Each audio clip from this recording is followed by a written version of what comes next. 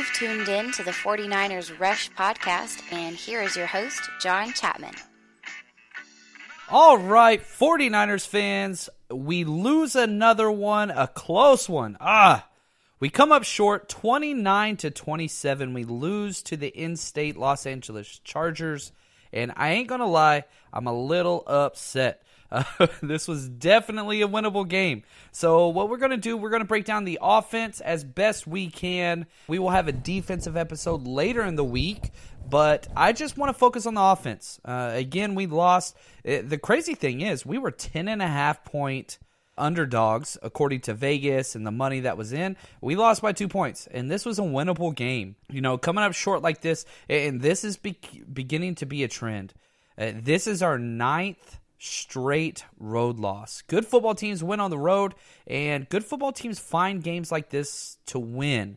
Now, obviously, we came up short. You know, the injuries are awful, and we got a lot more. But so do the Chargers. This is something that we got to talk about. So we're going to go over MVPs. We'll go over inactives, injuries, kind of drive summary, and all these different things. But just understand, this was a winnable game. I feel like we're in the first half of last season where we had that stretch of all those games we lost by 3 points or less. I think it was 5 straight. This game felt like this. We really should have won, could have won, but it just slipped out of our hands. Now, the offensive MVP, this is just going to be an offensive breakdown. We'll have defense later in the week again. The offensive MVP is George Kittle. Holy freaking cow. This guy just goes off. 8 targets. He caught 6 for 125 yards and a touchdown, not to mention the 82-yard touchdown reception that he had. Runner-up would be CJ Beathard. He played amazing. We lost, had nothing to do with him. I understand his stat line's not the best with 2 interceptions. We'll talk through some of that. Both of those interceptions were not his fault. Maybe the second one, we'll talk a little more. I don't want to jump in there anymore. Now, inactives for the entire team: Richard Sherman, Jaquiski Tart, Josh Garnett, Richie James, Najee Torin, Julian Taylor, Sean Coleman. Nothing too big there, nothing too surprising. It would be nice to get Garnett back. Man, our O-line, we are struggling. You know, first week, we lose all of our guards, and we don't have enough to play, so we move our tackles inside. This week, we lose both our starting tackles at one point, and man, what are we doing? Luckily, McGlinchey battled. Even Kyle Shanahan came out and said, McGlinchey's so tough. He came out in the second half after his knee issue, and we know it was really, really tough for him to do so. So I just want to say shout out to that guy. Now, this is going to sound bad. I just preparing you. I'm going through the injuries, and they are numerous. Some of them weren't as bad as they could have been, but I'm going to go through each player that was down and what that looks like. Dante Pettis, knee, out the rest of the game, got rolled up and twisted weird. That looked bad. I thought it was going to be an ankle. His shoe came off, but turns out it was a knee, and you could see him doing the ACL check on the side. The good news was they picked him up and walked him to the sidelines, and then he went into the locker room. So that's great news. Anytime they do that ACL check, you just got to hold your breath. And it seemed like everything's going to be okay. Maybe a sprain, could be an MCL, or lots of things it could be. But the one thing I can tell you it's not is a torn ACL, which is the best news for Dante Pettis. Western Richburg, he went down, came back next series, and you're going to hear that a lot. Joe Staley went down in the second quarter with the knee injury, and he was out. He looked okay on the sidelines, but you could just tell he was pissed off. Joe Staley is the Iron Man of the NFL. If that guy, he broke his face. He broke his face last year and didn't miss a game. He came back the next week. So if Joe Staley's out, you know that is a legit injury. So, and maybe one of the most valuable players on our entire team. You know, we send in Gary Gilliam, and I don't know, man. It's great. His effort is amazing. On the pick six that could have been, he made a tackle, 70 yards downfield, which is great. But having said that, a big reason why the interception happened was his fault. So, but I mean, it's great effort. He's just not skilled. So we got to have him back. Marquise Goodwin goes out. We lost both our X's, Marquise Goodwin and Dante Pettis. That was rough. We were putting in guys in weird spots that they haven't played. Shout out to Kendrick Bourne. He played amazingly well in spot duty. He seemed okay afterwards. Marquise Goodwin, he came back in and then went out and came back in and went out. He just needs to be healthy. We need that guy. Mike McGlinchey, as I said, his knee was out, but he came back in and played through it. No clue how he did that. Solomon Thomas was out. He came back in later. Juice was out. He came back in later. Brito was out. He came back in later. The injuries are just unreal. CJ Beathard, he was out. He just got the breath knocked out of him, and you're just sitting here thinking, really? Nick Mullins? We're marching Nick Mullins out here, which I love Mullins. He's great in the preseason. Anyway, this is kind of where we are, and a lot of people reached out to me on Twitter and just said, why are we having so many injuries? What is the cause of this? And I will quote Kyle Shanahan here. Quote, I'm not God, so I don't know why injuries happen. Unquote. The press asked him the exact same question after the game, and it looks bad. If you would have asked me, the most injury-riddled team in the entire NFL has been the Chargers for the past decade. The 49ers are pressing that. Starting quarterback, starting running back, starting wide receiver, starting center down, starting left tackle down.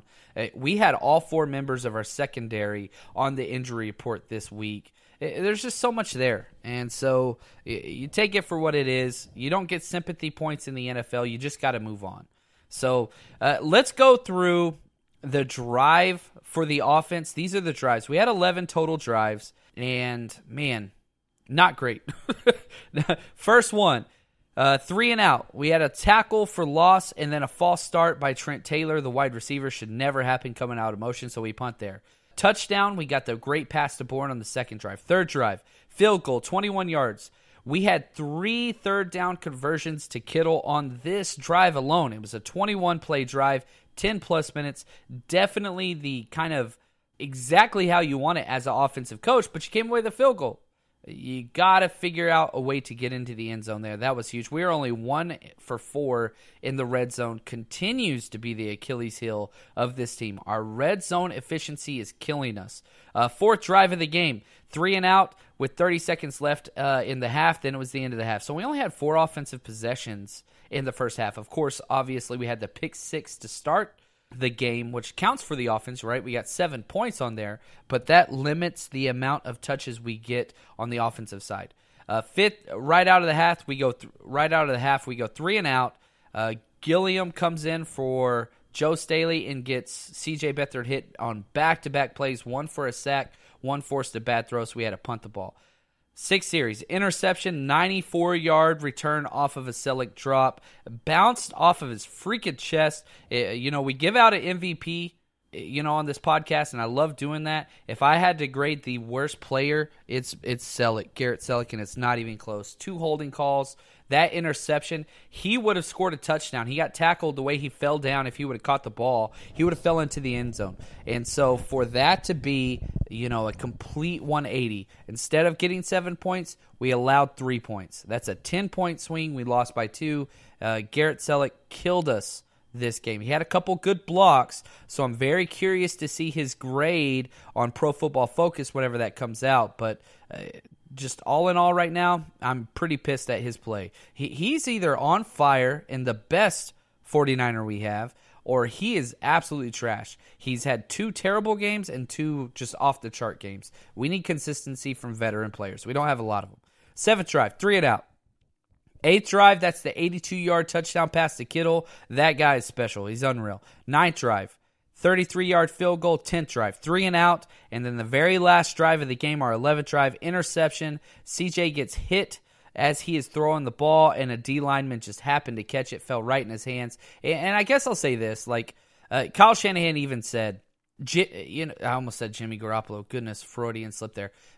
You have to see that. You have to see the blitz coming. We had a 5 scat protection, which means 5 on 5. We're good. We're just doing a wave kind of pass protection block, but they brought 6. You got to see that, which means you got to get the ball out early. So if we're blocking with 5 and they're bringing 6, you got to get the ball out. So it's what it is, but we missed it, and that cost us the game. So this is kind of where we're at. Couple of Kyle Shanahan press conference quotes. CJ gave us a chance to win today. I agree with that. He played absolutely amazing. We lost the game. It had nothing to do, absolutely nothing to do with CJ Beathard. Hard for McGlinchey in the second half. He came back. Both of our X's got hurt. That hurt us. And then a couple defensive things. So that's kind of where we are. Now, I do want to say a couple things as far as I don't promote myself very much. I don't know, maybe I do it a lot, but I have a lot of other podcasts, and a couple people have asked me, why don't you talk about your other podcasts on here? So I want to do that now. I do host an NFL Express podcast that I do once or twice a week with at host Chuck B, who's just a lifelong friend, a great guy that's huge into football like me, and we go through the entire NFL. So look up NFL Express Pod, EXPRESS, NFL Express, and we just kind of go through everything. That's not a fantasy podcast. It is just we break down the Vegas lines and go through pick-ems and all that stuff. So if you're interested in that, just anywhere that you get your podcast, NFL Express. Also, I am on quite a few fantasy podcasts each week. Last week I did 9 total podcasts, just to kind of give you a heads up there. And that is Eat, Sleep, Fantasy. That's where kind of everything is for fantasy that I focus on. And we have 2 podcasts. Eat, Sleep, Fantasy is the main one, but I also do a DFS special where we go over different type of lineups and all that stuff. All you got to do is type in DFS and Dynasty, and that will pull up. You'll see the logo, Eat, Sleep, Fantasy. Go ahead and hit subscribe.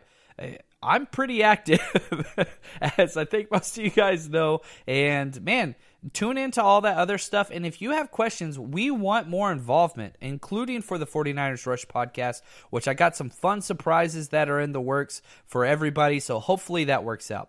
Now, before I get into the entire offensive play breakdown, I'm going to go through everything that we got. And just to let you know, I have 7 pages of notes here. I'll try to cut it down as best as I can. I do want to tell you about our sponsors, and that's MyBookie. If you are a betting person, I bet a little bit. I don't bet a lot, but whenever I do bet, I bet with MyBookie. They are an awesome site, and the best thing about them is when you win, they pay. It's very, very easy to get money out, and you don't have to worry about these guys. They've been around for a very, very long time. On top of that, you can bet on everything. Across multiple sports. If you want to do fantasy prop bets, that's there. In-game spreads, over-unders, you name it, they have it. That's MyBookie, MyBookie. Tell them the 49ers Rush podcast sent you. And on top of that, if you enter in our promo code RUSH100, RUSH 100, they will double, they're going to match your initial sign-up fee. Whatever you bring over there, if you bring over $100, they'll give you $100 free to bet. So head over there, that's MyBookie, and let them know the 49ers Rush podcast sent you. Now, okay, let's get into stats. CJ Beathard, let's start with the quarterback. He played awesome, and I hate this quarterback rating because it ain't his damn fault. He goes 23 for 37, passes for 298 yards, 2 touchdowns, 2 interceptions, only took 1 sack. He scrambled very, very well. He got a lot of rushing attempts. He rushed 7 times for 19 yards, and, man, just very, very efficient. Picked up quite a few first downs just by being tough and just running the ball. And, again, those 2 interceptions are huge because I don't put either one solely on him. The second one, maybe. He should have seen the blitz come and checked out or got it out faster. Now, I will say this. Probably my biggest concern with CJ Beathard, and I went back and broke down his film on my Twitter account, jl_chapman, and you can see that. I put my coaching notes and all that stuff, and I talk over the film. He gets the ball tipped a ridiculous amount of times, and we saw that in this game. There was one point where he got back-to-back passes tipped, and one of the plays got tipped twice. So you're talking 3 different defenders got their hands on the ball before it got to the receiver in 2 plays. That's not okay. This is something that has to be worked on. So CJ made a lot of great plays. He was a little too excited at first until he gets hit. It was great. The second offensive series, he goes out there, he executes a perfect play action pass, and they have a roughing the passer penalty. And I'm just sitting there smiling because I'm like, I know this guy. When CJ Beathard gets hit, he gets pissed off and he plays well. He is not good in a football game until he gets hit. And he's tough as nails. I mean, that guy is just, he's unreal. So he gets hit, and then after that, he just goes off. Several great plays. My favorite drive of the whole game was whenever he converted 3 third downs to Kittle, 3rd and 6, a 3rd and 7, and a 3rd and 3. All contested coverages, but they were roommates in college, man. Most people forget this. George Kittle and C.J. Beathard were roommates at Iowa. They know each other, and when they are in, you throw each other the ball. It's just what it is. He is absolutely tough. Love that guy. I really wish we got the win here because, damn it, he deserved it. So, all in all, great game overall by C.J. Beathard. Now, my biggest problem with the game is probably Kyle Shanahan. I hate to say this. You lose your starting left tackle, and then all you do is throw the ball. We had 11 straight pass plays in the second half. We were down by 9 points. That's it. And we completely abandoned the running game, and it ended up we losing by just 2 points. Matt Breida only got 9 carries. There is a problem. I understand he was down and he was injured, but he was out there, and we did not run the ball. You have to run the ball more than 21 times. If you're throwing the ball 37, you can't run the ball 21. It needs to be much closer to 50-50. So Matt Breida goes 9 carries for 39 yards, averages 4.3 yards. Before this game, he was the NFL leading rusher. Not anymore. That is probably gone for the year. Ezekiel Elliott killed it for Dallas. Probably not going to be an issue the rest of the year. But I will say this. Breida looked unreal. He is amazing. And one of his best runs of the entire game. He should have been tackled for a tackle for loss. He broke 1 tackle, then made another tackle completely miss, and ended up getting 7 yards for the first down, but it got called back on a holding call by Selleck. And so that was huge. And we eventually had to punt out of that drive, but it's what it is. Breida also in the passing game, 3 targets, caught all 3. This guy was a 50% catch rate last year, and he is dominating. 3 catches for 32 yards. Breida is unreal. We have to get this ball. We have to get the ball to this guy more than just 12 times a game. That is bad coaching. That's bad coaching. We have to not get out of our game plan. Alfred Morris, 4 rushes for 14 yards. Did not look great. He looked okay. That's about the nicest thing that I can say to him. He looked okay. 3 targets. He caught 1 ball for 4 yards. So there's no area, whether it's our average yards per carry, whether it's receptions, whether it's it doesn't matter. Matt Breida is better at every single category of football than Alfred Morris. We have to get that guy the ball more. He is basically our offensive MVP through 4 weeks into the season. Get him the ball more. Get him the ball more. Hopefully that makes sense. Now, let's go to receptions real quick. Again, George Kittle. Golly, that kid is amazing. 6 catches, 125 yards, 1 touchdown on 8 targets, and just a first down machine. He got at least 5 first downs just off of my notes here, maybe more on 6 catches. How is that possible? Basically, every catch he gets a first down or a touchdown. Just unreal. He is something special. I really do believe he's probably one of the top 3 or 4 tight ends in the entire NFL. I believe that. We need to get him the ball more. Pierre Garçon, not a great game, not a bad game. 7 targets, 4 catches for 52 yards, and no touchdowns. But the idea was this. I mean, we know exactly what Pierre Garçon is. He is a tough yards, 0 separation route runner that just catches great passes. There were 2 or 3 passes, the ones that he didn't catch, that, he was surrounded by 3 guys, and he did the best he can. He's just tough as nails, an amazing run blocker. Kendrick Bourne, 3 catches on 4 targets for 34 yards and a touchdown. Great catch on a slant route in the end zone. Perfect pass by C.J. Beathard.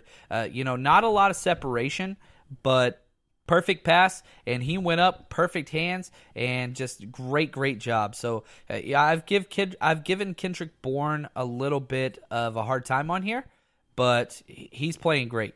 Great game by him, and we needed him to step up there. Goodwin, 2 catches, 24 yards on 4 targets. He got injured. I'm curious to see his snap count. That has not come out yet, so still waiting on that. Juszczyk, 2 catches on 3 targets for 15 yards. He made an amazing catch and got hurt. Went out for a little while, lower back injury, and came back in the game because he's just tough as anything. Trent Taylor, 2 catches, 12 yards on 3 targets. That's kind of where it is. And Garrett Selleck, again, 0 catches on 1 target. There's not really much that you can focus on with Garrett Selleck in a positive way.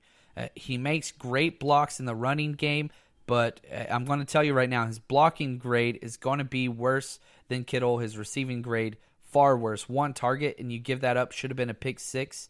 But, man, I don't want to get mad.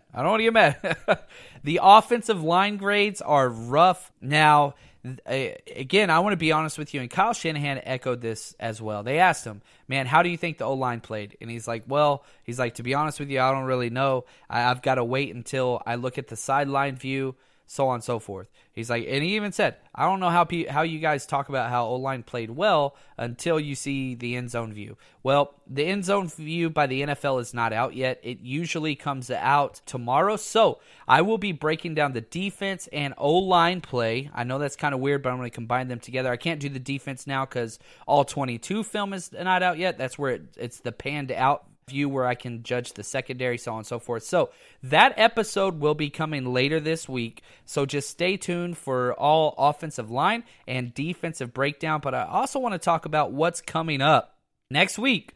We are at home, thank God, against the Cardinals, thank God, who are 0-4, thank God. It's at 1:25 on Sunday next week.